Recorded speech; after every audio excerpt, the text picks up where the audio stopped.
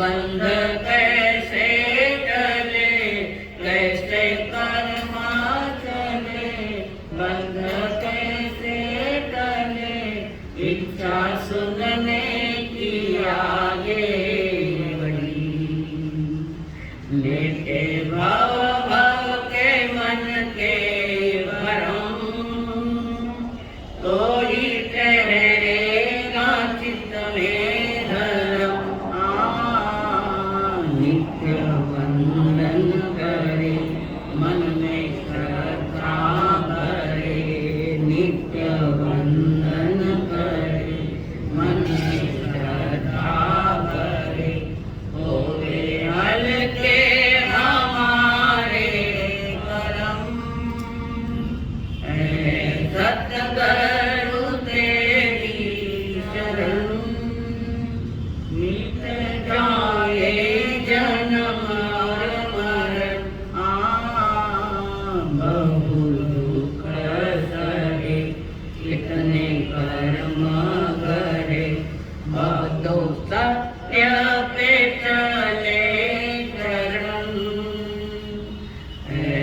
सतगुरु तेरी शरण। पंच परमेश्वर को प्रणाम। प्रणाम करो परमात्मा स्वरूप सद्गुरुदेव, संयमी जीवन के सहयोगी साथी मंडल, जिन्होंने हमारे संयमी जीवन में मजबूत हाथ पकड़कर हमें बचाया, वे अनंत अनंत उपकारी आदरणीय पूज्य श्री अम्मा जी महाराज, जिन्होंने हमारा हाथ थामकर हमें सद्गुरु के श्री चरणों में हमें समर्पित किया, वे अनंत अनंत उपकारी मेरे संसारी स्वर्गस्थ पिताजी एवं स्वर्गस्थ माता जी।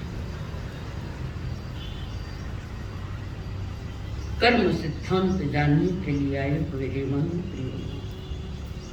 आप सभी के भीतर में विराजमान भगवान आत्मा को मेरा प्रणाम। मनुष्य का कहो चाहे आत्मा का, उस आत्मा का लक्षण क्या है, आत्मा का स्वरूप क्या है, लक्षण क्या है,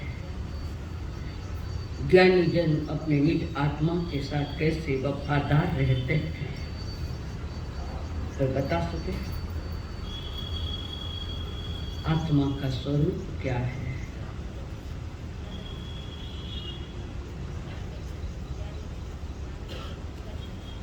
आनंद रूपम परमात्मा तत्व, मैं परमानंद स्वरूप शुद्ध आत्मा हूँ, परमानंद स्वरूप। मेरा तत्व, मेरा स्वभाव ही परमात्मा है। परमात्मा को बाहर में पकड़ने का या पाने का या जानने का बाहर में कोई उपाय नहीं है। बाहर में तो हम जगत को जानते हैं, पर परमात्मा को जानने के लिए उसका स्वरूप समझना पड़ेगा। मैं आनंद स्वरूप, समस्त संकल्प विकल्प मुक्तम, मैं उनसे मुक्त हूं जो मुझे बाधक बना रहे थे। समस्त संकल्प, संकल्प यानी मैं और विकल्प यानी मेरा। ये संसार दो बातों पर ही खड़ा है, मैं और मेरा। अब मैं और मेरा है कौन, ये तुम्हें पता नहीं। मैं और मेरा तो मेरा स्वभाव है, ज्ञान दर्शन स्वरूप। थोड़ा भी कठिन लगे तो सूचना कर देना, फिर भी समझना पड़ेगा। तो मेरा स्वरूप जो है ज्ञान दर्शन स्वरूप है। मैंने शरीर को मेरा, मैं और मेरा कहकर भुलावा ले लिया, भटक गया आदमी। शरीर जो है नाशवान है और उसको लेकर तुम आत्मा मानते हो शरीर को, और मैं और मेरा कहकर जीवन की यात्रा चला। यात्रा में ये भटकन है। जो मैं और मेरेपन से मुक्त हो गए, वो परमात्मा स्वरूप जो तत्व है, वे हमारे अरिहंत सिद्ध है। उसी के आगे वे कह रहे हैं स्वभाव लीना, अपने स्वभाव में स्व का भाव क्या है कि मेरा स्व का भाव है मैं ज्ञान दर्शन वाला हूँ। यहाँ स्वभाव वाले नेचर नहीं है, स्व का भाव क्या है, आत्मा का परिणाम क्या है। और अपने परिणाम को जानते, अपने स्व के भाव को जानने वाले योगी राज मुनि राज अपने स्वभाव में ही लीन हो जाते हैं और सत्य तत्व को समझते हैं, जानते हैं, मनन करते हैं और प्राप्त कर लेते हैं। ऐसे योगी जन जो स्वयं ही स्वयं को जानना है। हम औरों को बहुत जान लिए, स्वरूप को जानने का पता नहीं हमारे पास। हमने स्वरूप को नहीं जाना कि सारे संसार में सबसे श्रेष्ठ तत्व है तो सिर्फ जीव तत्व है, बाकी नहीं। जीव जो परमानंद स्वरूप, और जिसको अपने स्वरूप का भान नहीं है, स्वरूप का ज्ञान नहीं है, जगत का ज्ञान और मेरेपन का दावा कर लिया, वही परमात्मा कहते हैं, तो मिथ्या दृष्टि है। तो मोही मुड़ी को स्वरूप का ज्ञान पता नहीं, जगत का सारा ज्ञान पा लिया और अपना तो पता ही नहीं है, और बाहर में सब कुछ मान लिया, जो कुछ है बाहर में वही सही है, ऐसा मान कर जब आदमी जीता है तो ज्ञानी कहते हैं यही मिथ्यात्व है, यही मोह है। मेरी आत्मा को छोड़कर सारा जगत मेरे लिए पर है, कहने को मेरे है पर मेरे नहीं। जड़ पदार्थों को लेकर अहंकार करना, ममकार करना मेरा है। जैसे एक छोटा सा बच्चा अनजान है और उसकी चाची ने उसकी माँ की साड़ी ली, तुम्हारी साड़ी नहीं है मेरी माँ की साड़ी, ये देखो ये मोह। संसार में छोटी छोटी बातों को लेकर मोह में डूब गए। अहंकार और ममकार में जो डूब गया है, मेरेपन का दावा किया है, उस परिणाम को मोह कहते हैं। समझ में आया? मोह शब्द समझ में आया कि परद्रव्य को मेरी आत्मा छोड़कर शरीर से लगाकर सारा जगत जिसके प्रति लेकर अहंकार और मेरेपन का दावा करता है, प्रभु कहते यही मोह है और यही बार बार मारता है हमें, यही भटकाता है। मोह मारता है, कौन मारियो? मोह। स्वयं मरियो वो नहीं कबूल करे, मोह तो तुमने किया। मोह करने थोड़ी क्या मुझे बोला, तुमने पाल रखा। मोह का स्वरूप समझाने, जीव का स्वरूप समझाने। देव गुरु धर्म और पदार्थों के संबंध में अज्ञानता होना, अज्ञानता भाव होना, ज्ञानी कहते उसका भी नाम मोह है। सही देव गुरु धर्म की पहचान भी नहीं है, पदार्थों की पहचान नहीं कर अज्ञान अवस्था में उन पदार्थों के प्रति एक अटैचमेंट हो जाता है, अटैचमेंट, उसका भी नाम मोह है। किसी बच्ची की सगाई हो चुकी है, कोई लड़की की, उदाहरण समझा, किसी लड़की की सगाई हो चुकी है, जो जो कार्यक्रम करने वो सब हो गए। अब जिसकी सगाई हुई वो बच्चे भी ससुराल तो नहीं गई है, ना होने वाले भावी पति को भी उसने देखा नहीं, जाना है, सिर्फ सगाई हुई है। वो लड़की पिहर में रहे तभी उसका ध्यान तो उधर है, किधर है? जिसके साथ सगाई, देखा नहीं, जाना नहीं, पहचाना नहीं, और रात दिन घर में रहते हुए, परिवार में रहते हुए भी उसका मन तो कहीं ससुराल में डूबा हुआ है। ऐसे ही हम लोग इस जगत के साथ अपने संबंध बना लिए।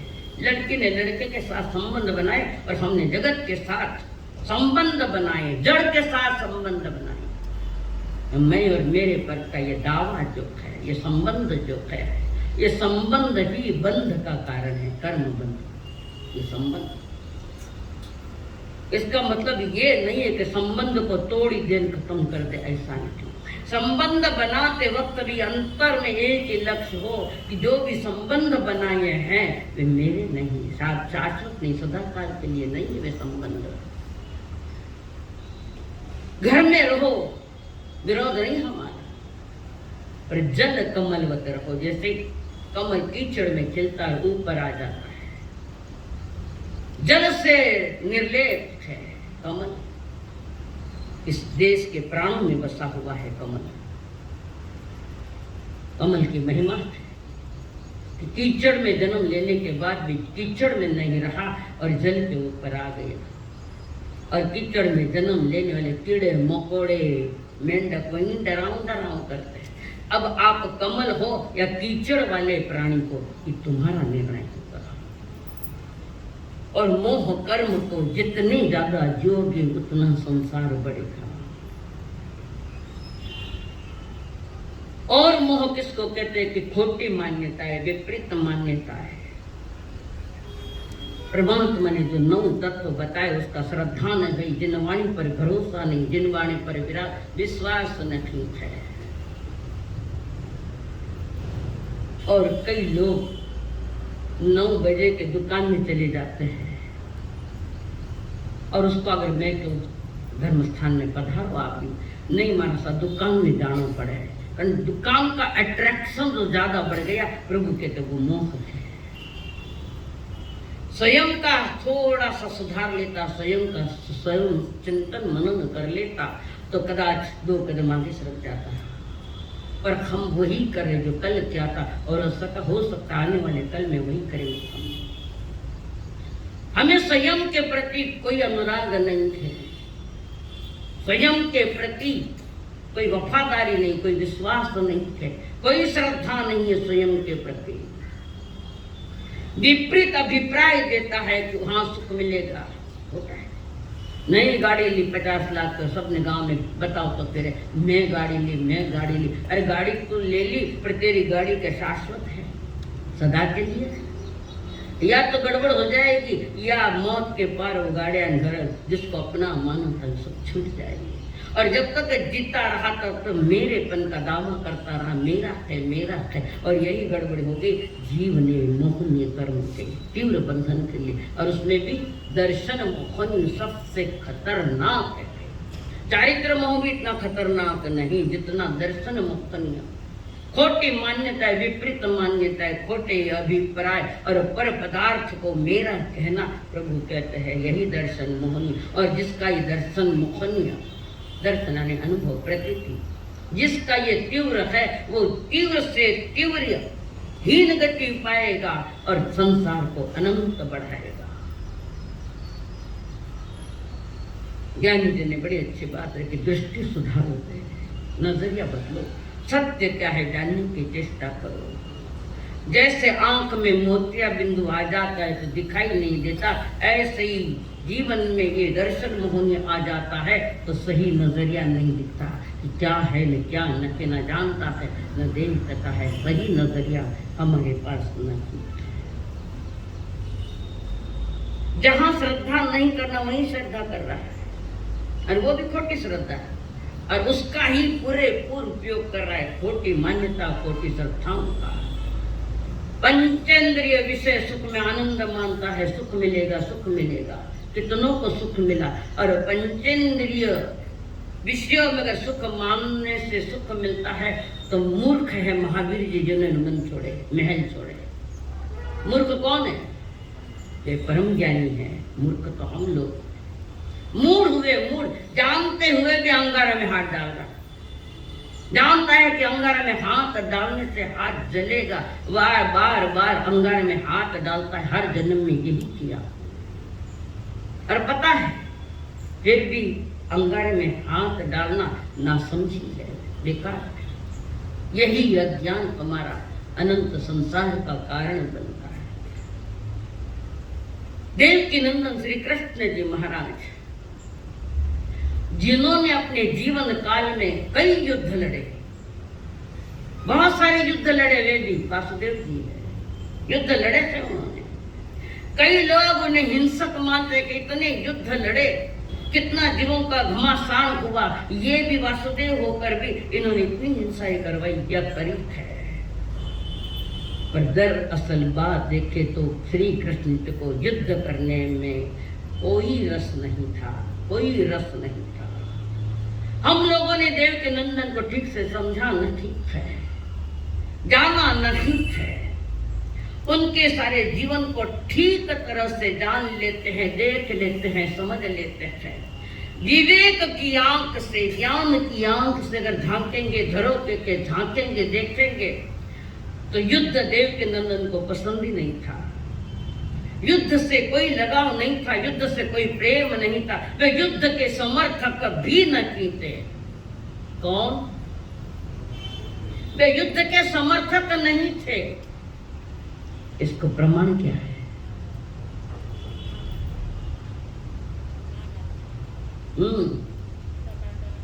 नहीं बोलता है। श्री कृष्ण जी महाराज युद्ध के समर्थक नहीं, इसका प्रमाण यह है कि स्वयं श्री कृष्ण जी शांति दूत बनकर वहां गए थे महाराजा के पास। धृतराष्ट्र शांति दूत बनकर गए थे ना, तो युद्ध का आह्वान करने के लिए गए थे। युद्ध के जरा भी समर्थक नहीं। युद्ध तो उनके जीवन की व्यवस्था बन गई थी। कारण धर्म को जीने वाले पांडवों का अगर नायनाट हो गया तो दुनिया थूकेगी। धर्म क्या है और कौन सा धर्म है? ऐसा धर्म पालने वाले भी मौत के घाट उतर गए। तो देव की नंदन श्री कृष्ण जी युद्ध के पक्षधर नहीं है। श्री का ये पाँव नीचे करो, धर्म सभा है। उनके जीवन की व्यवस्था बनकर, शांति दूत बनकर इस युद्ध को टालने के लिए, लाखों करोड़ों जीवों को बचाने के लिए शांति दूत बनकर गए थे। किसी ने भेजा नहीं, वो स्वयं गए खुद और सभा में जाकर कहा, मैं किसी के भेजा हुआ दूत नहीं, मैं शांति दूत बनकर जरूर आया हूँ। मैं युद्ध का विरोधी हूँ, मुझे युद्ध लड़ना नहीं है, युद्ध हमें करना नहीं, हमें बचाव करना उन जीवों को। तो इस युद्ध से बचाने के लिए मैंने अपनी ओर से कुछ प्रस्ताव लाया है। लाया था?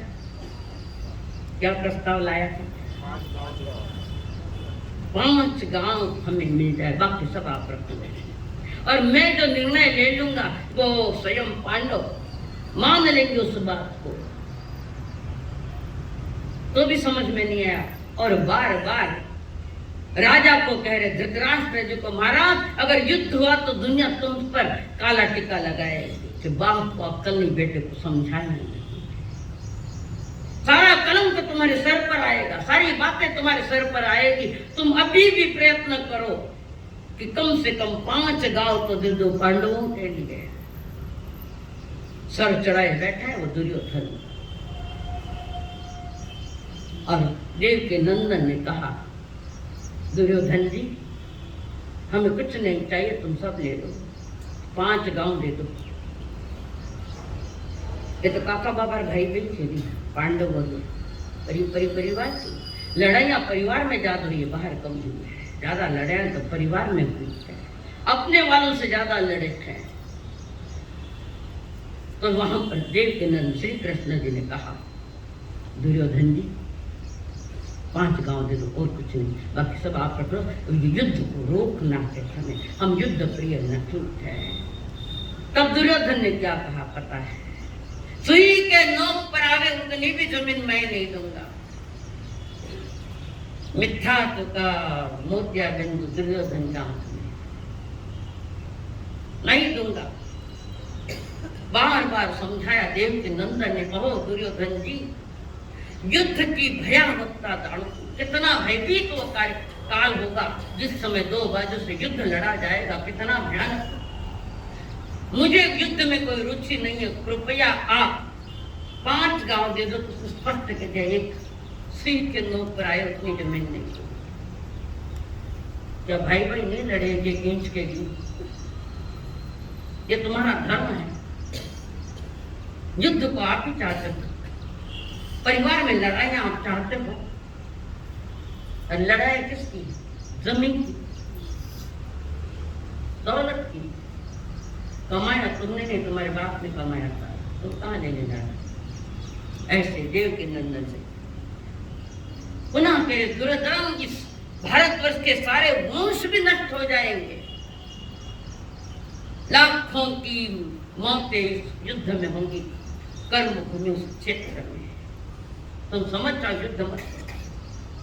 अनेक माताएं पुत्रहीन हो जाएगी, अनेक बहनें पतिहीन विधवा हो जाएगी, कईयों के बच्चे छीने जाएंगे, कईयों के मांग की सिंदूर छीनी जाएगी। दुनिया संसार तुम पर थूकेगा। कई बुजुर्ग भी होंगे, कई छोटे बच्चे भी युद्ध के मैदान में होंगे। तुम ये मत करिए, मानो। पर दुर्योधन मानने वाला कहीं, मैं और मेरा यही तो रोग है। सारा संसार की जड़, इस संसार की जड़, इस जन्म की जड़ है तो मैं और मेरा है, और कुछ नहीं। और प्रभु कहते हैं, जब तक मैं और मेरा की भाषा आपकी होगी, तब तक तुम्हारा आंख का मोतिया बिंदु नहीं निकलेगा। यार, मिथ्यात्व में जीने वाले हम लोग थोड़ा सत्य को तो समझने की चेष्टा करो। अगर सत्य जीवन में, अनुभव में आ जाए, समझ में आ जाए, तो समझना आपने सही यात्रा पर अपना कदम रखा है। कारण सम्यक दर्शन की मोक्ष का कर्णधार से साथ है। बिना सम्यक दर्शन, बिना सत्य का अनुभव हुए जीव कोई मोक्ष नहीं गया। ये सम्यक दर्शन कर्णधार है मोक्ष के लिए सारथी, और ये सम्यक दर्शन जीवात्मन को आगे बढ़ाती है और फिर चारित्र धाम पर चलती। और पुनः के थोड़ा दे दो राज्य, एक आध गांव दे दो। दुर्योधन ने कहा, भीख में मांगने का ये काम नहीं है। तुम भीख में मांगते हो, गांव मांगते हो, जमीन मांगते हो, भीख में देने की वस्तु नहीं। अरे जमीन चाहिए, गांव चाहिए, ये राज्य चाहिए, तो लड़ाई लड़ो। दुर्योधन लड़ाई के पक्ष में है, और श्री कृष्ण देव के नंदन शांति का प्रस्ताव लेकर आए, वो लड़ाई के पक्ष में नकीब है। घर के बुजुर्ग भी लड़ाई के पक्ष में नकीब है, पर जवानी की शक्ति ऐसे लगा देता है कि घर के टुकड़े टुकड़े करने को मजबूर होना पड़ता है। दिल रोता है तो घर में बुजुर्गों का दिल रोता है, लड़ाई करने वालों का क्या दिल रोता है? कौन समझे? दुर्योधन को कहा है, पुनः भीख में नहीं देंगे, लड़ाई लड़कर लो। दुर्योधन नहीं समझ पाया। क्यों नहीं समझ पाया? अहंकार की आग लगी है उसको भीतर में, अहंकार से दूषित हुआ वो दुर्योधन। युद्ध के लिए तैयार हो गया और शस्त्र उठाओ कह दिया। देव के नंदन का शस्त्र उठाओ, लड़ाई होगी, लड़ाई में जो निर्णय होगा वो देखा जाएगा। कई निर्णय होगा, धर्म के पक्ष में होगा। पांडव 5 थे, पर सबसे बड़े बलवान हमारे वासुदेव जी उनको मिले सारथी बनकर, और उसने सेना मांगी, और धर्मराज युधिष्ठिर ने कुछ भी नहीं चाहिए, आप चाहिए, सारथी बनकर, और योग्य सारथी है। युद्ध हुआ, लाखों का घमासान हुआ, देव के नंदन सब देख रखे थे। राजन को चलो लड़ाई करो, हम धर्म के पक्ष में लड़ रहे हैं, अधर्म के पक्ष में नहीं लड़ रहे हैं। हमें इंसानों से नहीं लड़ना, उन सेनाओं से नहीं लड़ना, उन कुलगुरुओं से, उन पितामह से, उन कौरवों से हमें नहीं लड़ना। इन्होंने जो अधर्म का आधार लिया है, बात ये लाइन रखना यार, इन्होंने जो अधर्म का आधार लिया है, उस अधर्म का नाश करना है, हमें व्यक्ति का नाश नहीं करना। आज भी अगर ये मान ले कि हम धर्म पक्ष में आने के लिए तैयार है, तो शस्त्र सब नीचे रखे जाए। संसार की लड़ाइयां तो असत्य की लड़ाइयां, असत्य की लड़ाई, झूठी लड़ाइयां, कई भ्रमणा पाल रखे, कई भ्रम पाल रखे हैं जीव ने, और आखिर जो होना था वही। दुर्योधन लड़ाई भी लड़ा, सेना भी भयानक है, पर जीत नहीं पाया। कारण मोहनीय कर्म से घिरे हुए है दुर्योधन। मोहनीय कर्म, जो कर्म आत्मा को मोहित बनावे, मूढ़ी बनावे, उसका नाम मोहनीय। कई लोग सब जानते हैं ऐसा नहीं होना चाहिए, फिर भी करते हैं, उसको कहते हैं। कई लोगों को मालूम है, कई लोग कहते भी अग्नि में हाथ मत डालो जल जाएगा, जानते हुए भी हाथ डाले तो प्रभु कहे वो मूढ़ी है, मूर्ख है। जानते हुए भी गलत रास्ते पर जाकर सब कुछ नाश करे। वर्तमान में वो चल रहा है, अति मूढ़ी बने है, अति मोहनीय कर्म का प्रभाव पड़ गया और अति मूढ़ी बनकर मूर्ख बन रहे हैं। है कोई वर्तमान में? है कोई वर्तमान में? बताइए थोड़ा।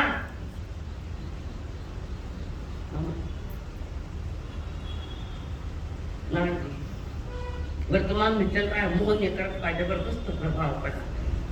हाँ, थोड़ा बोले पर समाप्त है। विश्वास नहीं, अभी पक्का निर्णय में नहीं आया। अति मूढ़ी बनकर आज के बच्चे रमी खेल रहे मोबाइल पर।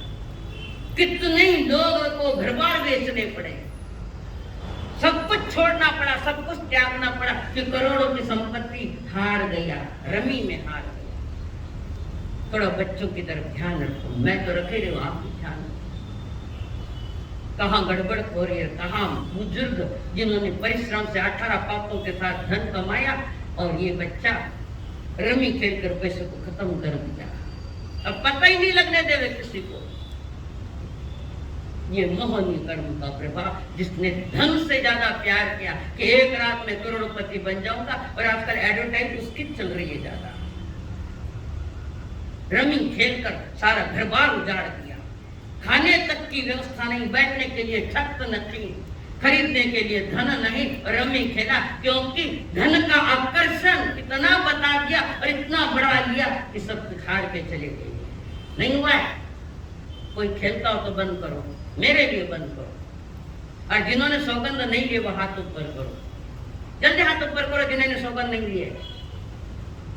कोई शर्म के मारे भी अगर नहीं बोल रहा है तो फिर भी मैं करूँ, जिनके सौगंध है उनको सौगंध है कि रमी, मोबाइल पर रमी नहीं खेलना और IPL पर सट्टा नहीं लगाना। अनाजों पर भी सट्टा चलता है आजकल, किस बात पर सट्टा नहीं चलता? छोटी छोटी बातों को लेकर, जैसे सचिन तेंदुलकर आया बैट लेके और एक कहता है ये पहले बॉल में छक्का मारेगा, दूसरा कहता है एक भी रन नहीं निकालेगा, ये सट्टा। अगर 6 मारे तो मुझे इतना देना, अरे नहीं हुए तो तुम मुझे इतना। ये सट्टे, तुम सट्टे लगा रहे हो, जीवन के साथ खिलवाड़ कर रहे हो, परिवारों को उजाड़ने के साथ तुमने ये मूर्खपना कर रहे लोग। आज धन क्या, जिनको अटैचमेंट है किसी न किसी मार्ग, पैसा चाहिए वो किसी भी मार्ग से आए, पर पैसा भी तुम्हें बचा तो नहीं पाएगा। पैसा तुम्हें बचा पाए? तुम बच नहीं पाओगे। बचोगे तब जब मोहनीय कर्म कमजोर बनेगा। सत्य की आंख तुम्हारी खुल जाए, सत्य का निर्णय तुम्हारे भीतर में आ जाएगा कि परमात्मा की वाणी सही है, विश्वास करने योग्य है पूरा। परमात्मा की वाणी जो सत्य समझाती है, सत्य बताती है और सत्य को ग्रहण कराने में सहयोगी बनती है। और नहीं समझ पाए तो समझना ये दर्शन मोहनीय कर्म तीव्र कर्म है, महाभयानक ये दर्शन मोहनीय कर्म। और इसी मोह में एक बार तो राम जी भी भूल गए। भूले कि नहीं भूले? कहाँ भूले? भूले बोलो तो बताओ कहाँ भूले? स्वर्ण मुख। सोने का कभी स्वर्ण हिरण थोड़ी होता है, कभी हुआ है ऐसा? पर सीता के मोह में स्वर्ण किरण लेने गया, उसी मोह में मोक्ष जाने वाली आत्माओं का यह हाल है। तो हमारा हाल नहीं हो सकता अगर हम जिनवाणी सुनकर जागृत बन जाए, उसे योग्य बन जाए जिनवाणी सुनकर कि नहीं ये रास्ता गलत है। अनंत का रास्ता है, अनंत जन्म भटकने पड़ेंगे, वो रास्ता है। थोड़ा समझ जाओ कि मैं गलत क्या कहाँ हो रहा हूँ और सही मुझे क्या जानना है। ये है दर्शन मोहनीय का बड़ा प्रभाव। और सब कर्मों में यानी 8 कर्मों का राजा है, इसको कहते हैं किसको? मोहनीय कर्म राजा है। जीव का पतन हुआ तो ज्ञान दर्शन के कारण नहीं हुआ, ज्ञान दर्शन मोह के साथ जुड़ गया। शराबी के साथ जुड़ो तो शराबी ही बनेगा। तो मोह कर्म को शराबी की उपमा दी है। मोह कर्म जैसे शराबी खूब शराब पी ले, उसे कुछ पता नहीं कहाँ जाना है कहीं जाना है, कैसे लड़खड़ाते लड़खड़ाते घर ढूंढ रहा। लड़खड़ा मोह कर्म के साथ संबंध बनाए और जीव लड़खड़ा गया, अनंत बार निगोद में गया। क्यों गया? मोह कर्म के उदय अनंत बार। ऐसा एक भी भाव नहीं बचा जहाँ हमने अनंत भाव नहीं किए, अनंत बार। ऐसा एक जीव भी नहीं बचा कि जिस जीव के साथ हमने अनंत बार नाते रिश्ते नहीं किए। ऐसा हो ही नहीं सकता। एक एक जीव के साथ कितनी बार रिश्ते किए? अनंत बार। संसार का दीवाना बंद कर अतीत तो सब भूल गया, तो तुम्हारा अतीत क्या है? सब हमारी दृष्टि बड़ी दोषपूर्ण दृष्टि है, सही दृष्टि नहीं हमारी। हम देखते अनेक पदार्थ है, किंतु हम उससे साफ नजर से नहीं देख पाते, साफ सही नजर से नहीं देख पा रहे। हमारी आंखों पर किसी न किसी प्रकार का, हमारी आंखों में किसी न किसी प्रकार का दोष आया। कोई रंगीत चश्मा लगा के बैठा है, हरे रंग का लगा के सारी दुनिया हरी दिखती है। पानी रे पानी तेरा रंग कैसा, जिसमें मिला वे लगे दूसरे। किसी ने हरा चश्मा, किसी ने काला चश्मा पहन के बैठा है, तो सारा संसार ही हरा भरा दिखने लगा। इवन पत्नी भी हरी दिखती, ज्यादा काला ये चश्मा लगाया।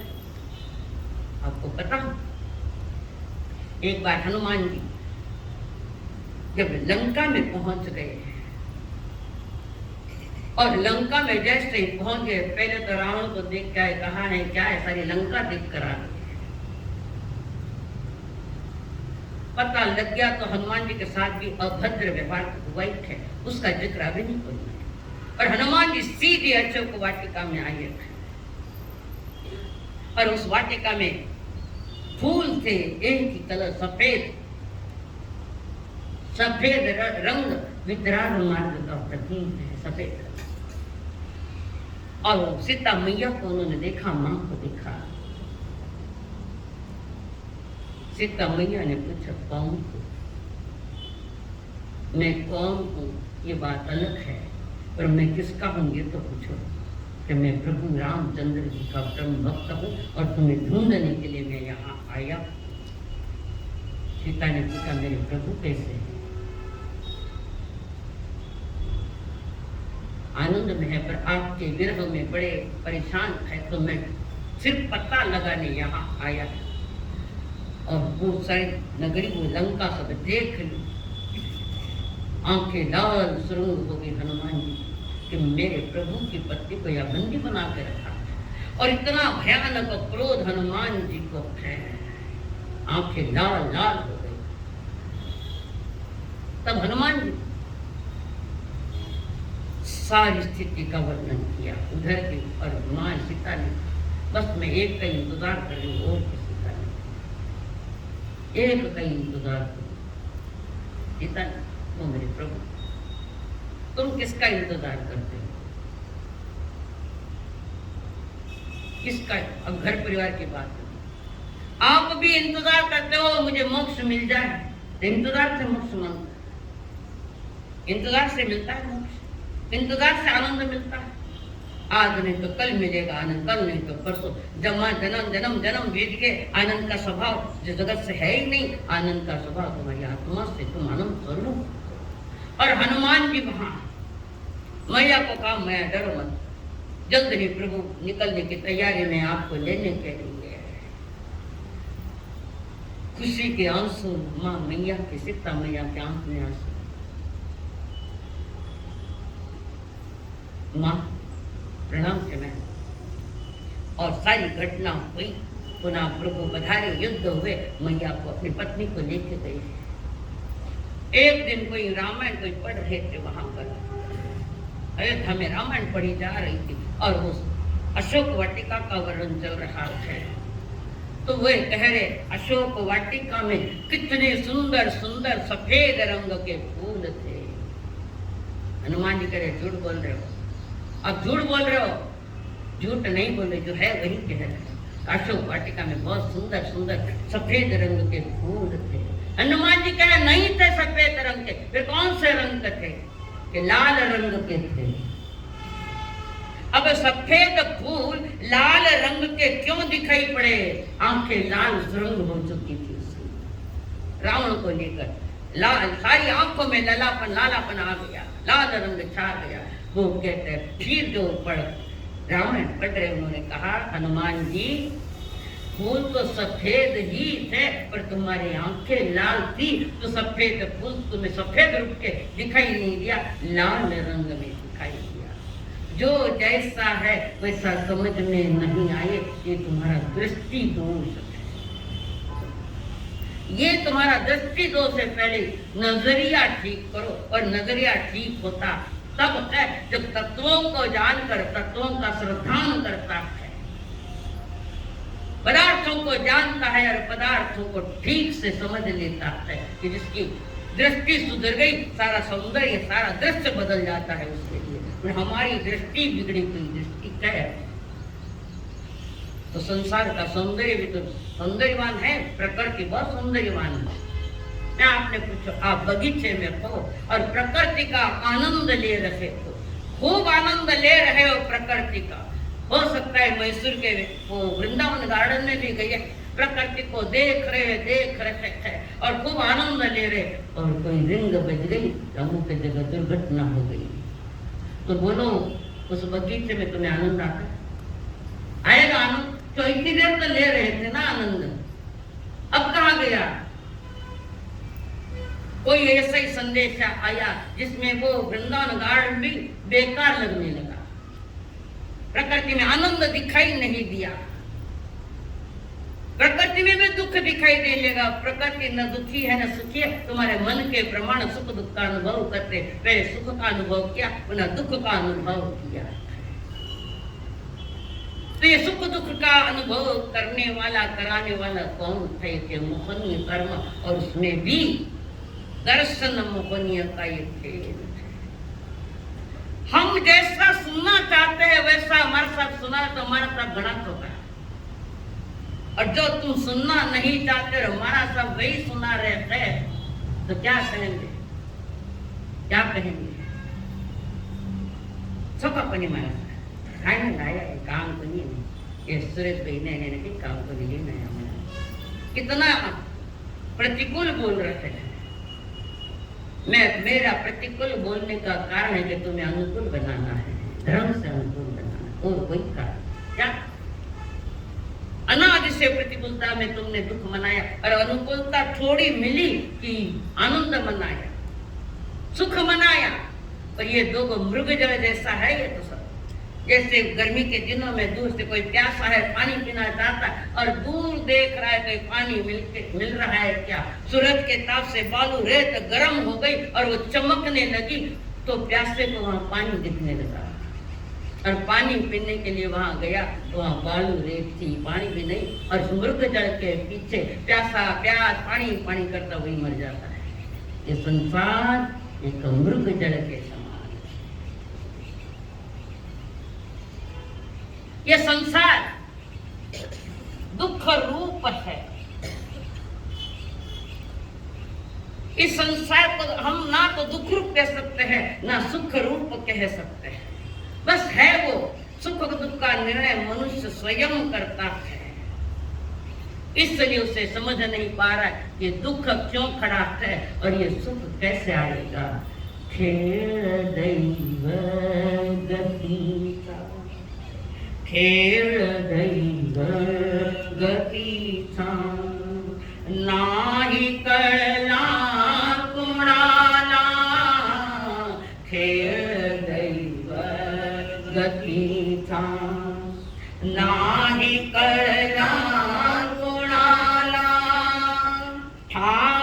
अंतर्मनाचा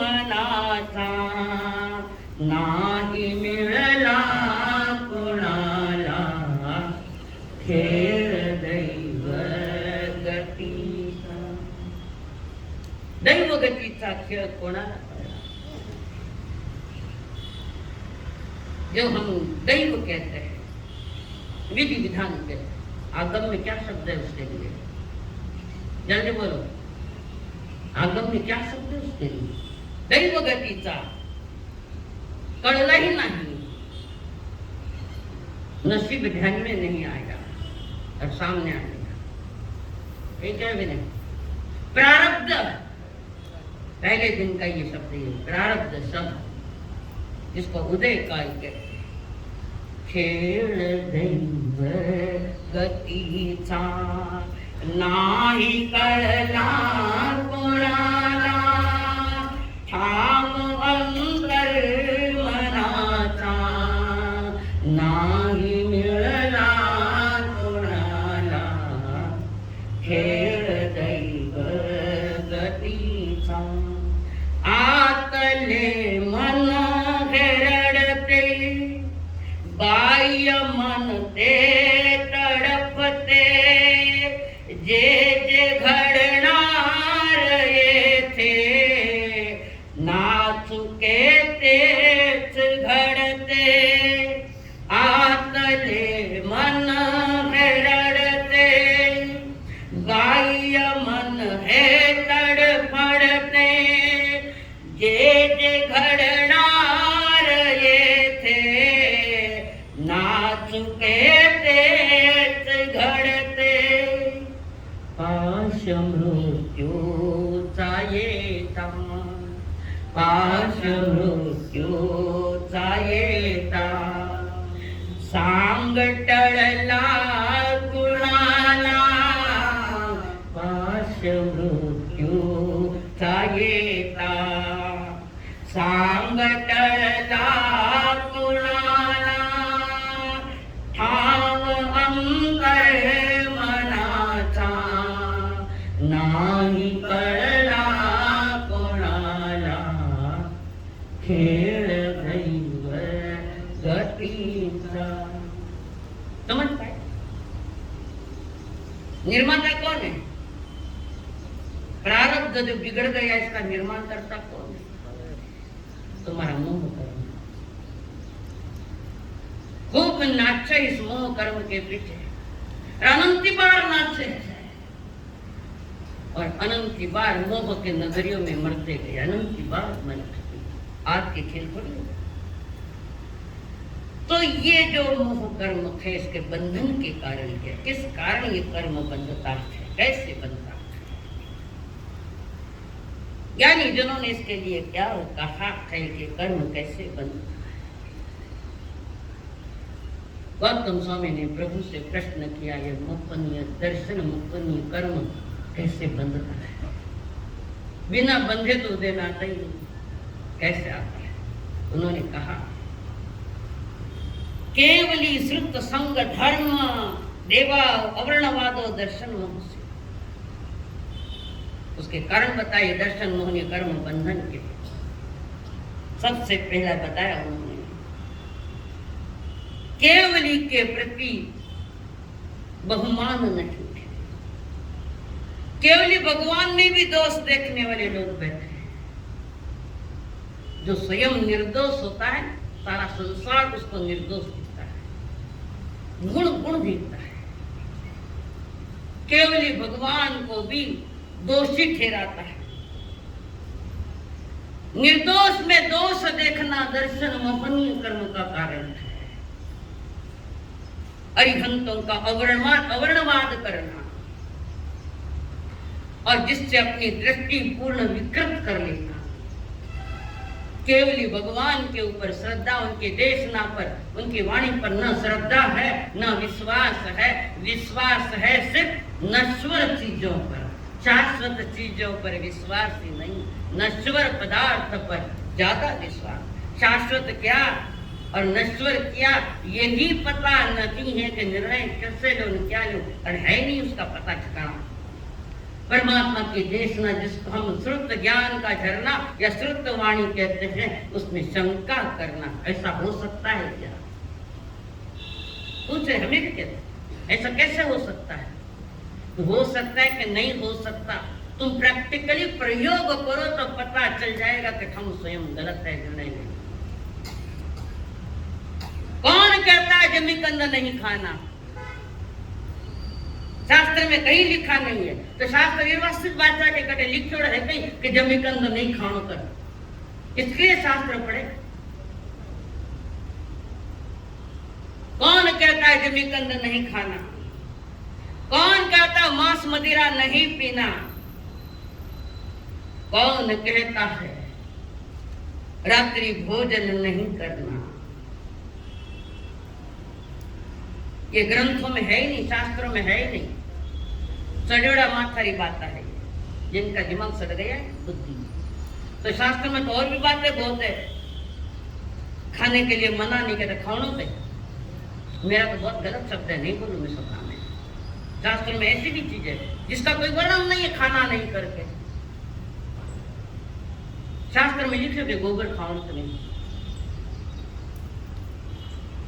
गोबर नहीं खाना शास्त्र में लिखा है क्या? और खाते कि नहीं खाते गोबर? बोलो जल्दी। नहीं, धोन पड़े क्यों पड़े? कितने अनजाने, कितने धोन पड़ी किसका बनता है? पशु पवित्र है, मनुष्य नहीं।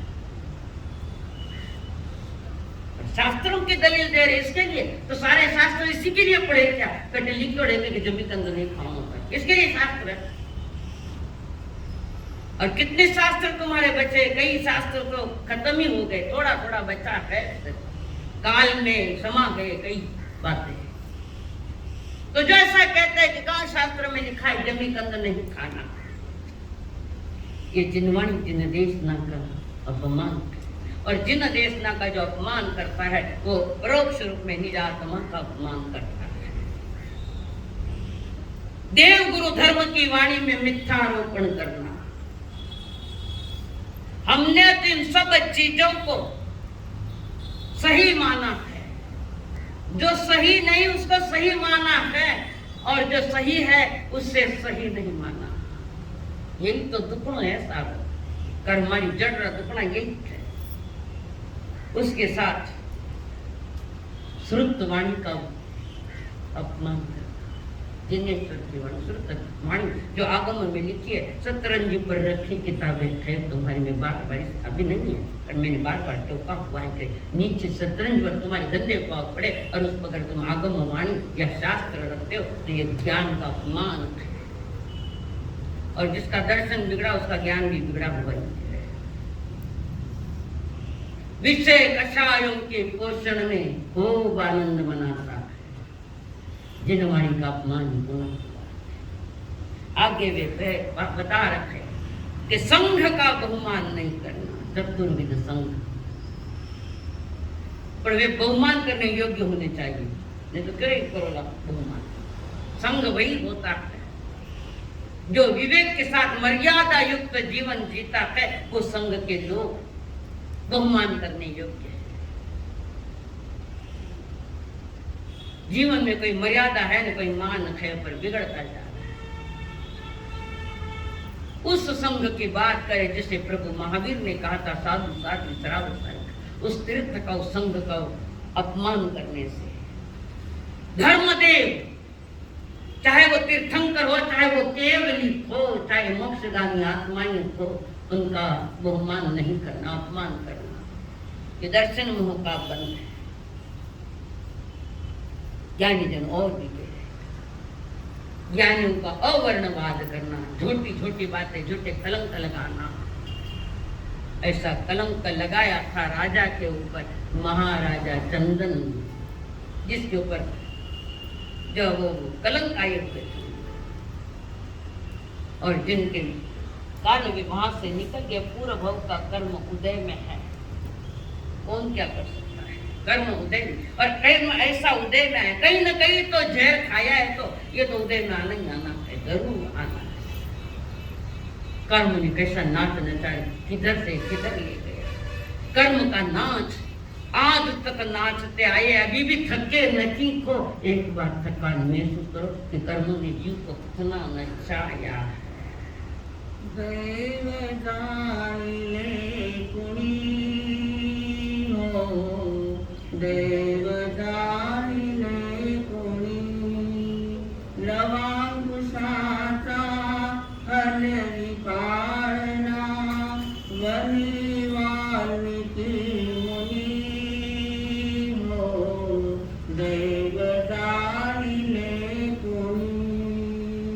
मृग सोन्याचा जगी असंभव, मृग सोन्याचा जगी असंभव, तरीही तयाला भुलले राघव.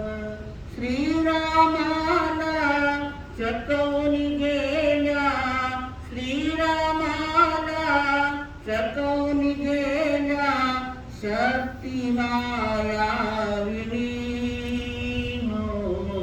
देव जाणिले कोणी, देव जाणिले कोणी. किसने समझा पाता? एक भी बताओ यहाँ कि हमने अपने भाग्य को, अपने नसीब को समझ लिया। क्षण भर के लिए थोड़ा दिख रहा है कि दूसरे क्षण में गया। एक महीना में 16 लाख कमाया, उस पर खेलेंगे तो 16 लाख ही गया। किसमें खेले? जिसमें खेले तो आवाज जोरों से चल रहा है, मोबाइल पर रमी। एक व्यक्ति ने कहा मैं भी खेलने लगा, सट्टा बाजार ऐसे, और 16 लाख गए। अनाज के ऊपर सट्टा लगाया, 16 लाख गए। आए थे 16 और गए भी 16। उसी समय निर्णय ले लिया गलत था। तुम्हारे बच्चों का ख्याल, कहीं तुम्हारा पुण्य उदय है वो बिगड़ नहीं जाए, कहीं क्षण मात्र में। बहुत ख्याल रखना पड़ेगा। आज का विचित्र युग हो गया, समय बड़ी विचित्रता के साथ आया है। ऐसे ही शायर और मीठ समय भी विचित्रता के साथ आया हुआ। ज्ञानी का गुणमय कथम खोले जीवन तथ्य, कई जीवों को तार दे एक कथन का सत्य। जहाँ शायर नीर को जीवन कथा सुनावे, चंदन मलिया को पितु मातु बतलावे। वहाँ पास तंबू में जाग रही थी रानी, धन चंदन राजा और मलिया गिरी रानी। जहाँ चंदन राजा और मलिया गिरी रानी। युगों युगों की कथा युगों युगों तक चल रहा है। और भाई कहानी सुना था तो अपनी जीवन कथा सुना है और बताया कि हमारे माता पिता महाराजा चंद्रमा मलियागिरी है, हमारे माता हमारे पिता। आप बीती कहानी, तुम्हारी कहानी कितनी है, कौन सी है? तुम्हारी कहानी कौन सी है और कौन सी सुधरी हुई कहानी है? हर कहानी हानि लेकर आई है, सही कहानी नहीं हमारी। सही कहानी का मार्ग तो देव गुरु धर्म बता रहे हैं। तुम्हारी पवित्र कहानी बने, सत्य कहानी बने, युगों युगों तक तुम्हारी दुनिया तुम्हें याद करते रहे। बताओ, सच्ची कहानी तुम्हारे पास है। अब सुना है और भीतर अंदर में जो धर्म जागरण करने वाली मलिया थी, उसने सुना कि ये बच्चा जो कहानी सुना रहा है, ये कहानी तो मुझसे जुड़ी हुई है, मेरे कारण है। कहिए मेरे बच्चे तो नहीं है, वो बच्चे भी कह रहे।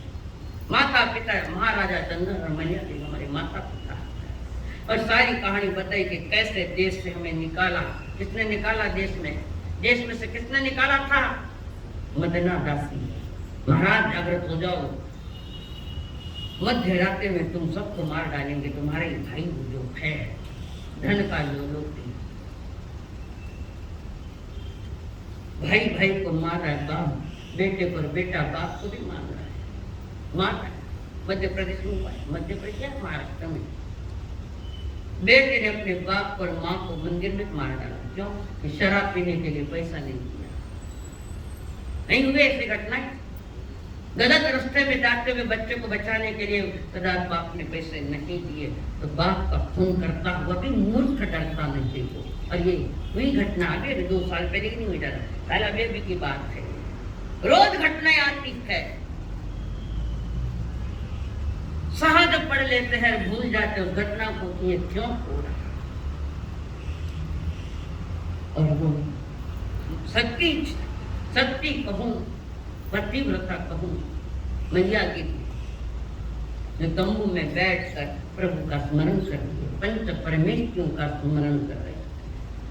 कई संतों के संग में आई जिसने जान लिया था कि नौकार मंत्र सारे दुखों से पार कराता है, तो नौकार मंत्र की आराधना कर। अर्धरात्रि मध्य रात्रि में जागरण, धर्म जागरण करना चाहिए श्रावक को और साधु को भी। कितनी बजे चालू होती है? 3 बजे चालू होती है ब्रह्म मुहूर्त, 3 बजे का। 3 बजे तो मैं सोवा, मुझे जागरण कभी करा उठा ही कोनी, मात्र 3 बजे तो सोवा से माने उठा नहीं, क्यों सुता ही कोनी। हाँ सोता ही रहो जिंदगी भर। जल्दी उठना सीखो, धर्म जागरण करो और कितना नौकार मंत्र की माला भी करो, चाहे 5 बजे उठो। वो ब्रह्म मुहूर्त है, तुम्हारे जीवन का उत्थान में निमित्त बनता है वो ब्रह्म मुहूर्त। जिस समय उठने का समय, उस समय तुम्हारा सोने का समय होता है। जागना जिंदगी है, सोना मौत है। शरीर का भी सोया हुआ है और आत्मा से भी सोया है। आत्मा में कैसे सोया है? मोह नींद बस नहीं सोयो, मोह नींद बस में सोयो, भूलिया पड़ो पथ जीवड़ा, अब थारी गाड़ी हकबा में, जग उठ रे मारा चतुर पावड़ा, अब तारी गाड़ी हकबा में, अब तारी गाड़ी हकबा।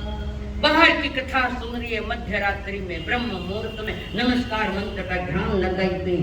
एक कतार बनी हुई है भक्त और परमात्मा, जिसकी भक्ति आत्मा परमात्मा को जोड़ने की ताकत रखी, उसकी भक्ति कर रही मैया गई। और अचानक की आवाज आई, रानी सोच रही है कि मधुर वाणी जो आ रही आवाज तो शायद ही लग रही है, मेरे बच्चे की लग रही है। और कहानी भी सुन रहे थे, जिस कहानी के साथ हमारा संपर्क संबंध है, हमसे जुड़ी वो कहानी है।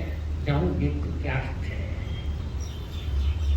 और रानी सोच रही है, वो कह रही, सोचे रानी यह कौन हमें बतलावे, मेरे कुटुंब का परिचय सभी सुनावे, कहे कौन हमारी संकट पूर्ण कहानी, धन चंद राजा और वहां से वो रानी निकल रही। कभी मेरी कहानी है, एक परिवार से जुड़ी कहानी, जो बच्चा शायर कह रहा है, इसका संबंध मुझे। और रानी सोची कि थोड़ा जाऊं, ध्यान लगा कर सुनूं। और वहां से स्थान छोड़कर है तंबू में, ध्यान लगा कर सुनती है कि कहानी उसकी है। से भी सुनो, ध्यान लगा कर। ये गलत बात सुनने में माफी, किसी की गलत धारणाओं को सुनने के लिए कान लगा कर, बड़ा कान लगा कर सुना। कान लगा कर सुनना है ना, तो क्या सुनना चाहिए? ये क्या कान लगा कर सुन रही है कि मेरा ही बेटा शायद है, ऐसा आवाज तो वही आ रही है, बड़ा कान लगाया है। तुम भी कान लगा कर सुनो। संकल्प हो हमारा